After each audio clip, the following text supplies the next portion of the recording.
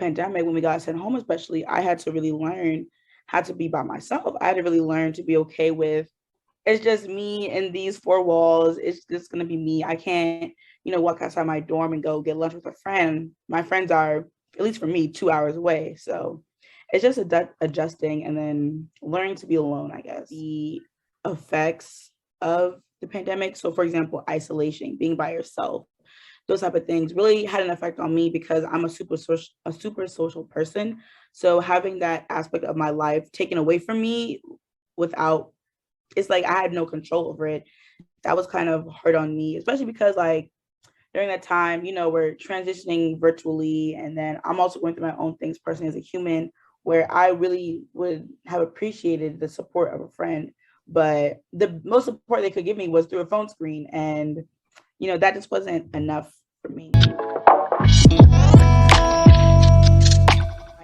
I did find it very difficult just to adjust like academically back in person because before, I could just log in for my 8 a.m. at 7:59 and then close my laptop in 50 minutes to go back to sleep. But now I actually have to get up and walk and I have to interact with people and I have to do this.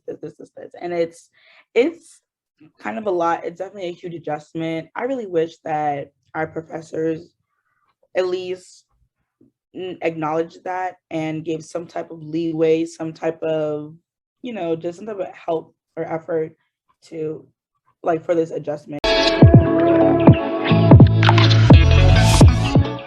You're seeing people who are your age or people who are younger than you, and they're out there getting tear gassed, they're getting arrested.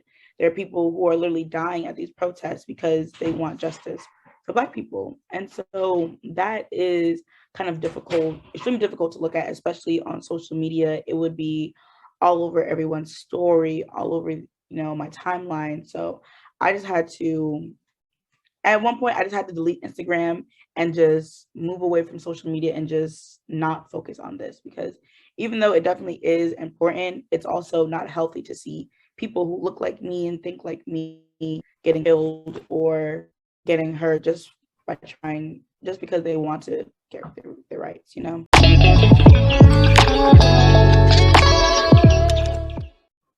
Honestly, I have very unhealthy self-care habits, and this like past year has really shown that because if I'm not really a person who like wallows in the things that I go through. It's like, okay, Tahara, this happened, get over it. Like, what can we do to move past it? But that isn't that healthy because you don't give yourself time to feel sad. You don't give yourself time to process what happened. You're just kind of moving on to the next thing. And then all the things kind of pile up.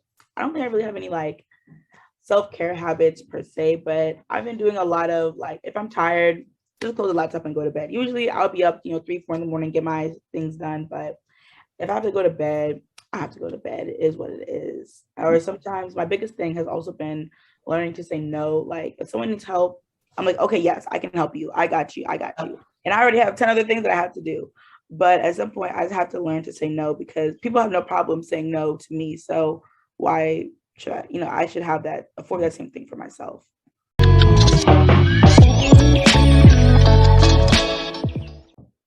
I think that the biggest thing that I have learned about myself is that I'm pretty resilient. There's been a lot of things that I went through this past year, and honestly, just this past fall semester alone, that I don't know if someone else in my shoes would be able to manage all that. And honestly, I don't even know how I manage it as well, but I think I've learned that I'm very resilient, and I also don't give myself enough credit as I should.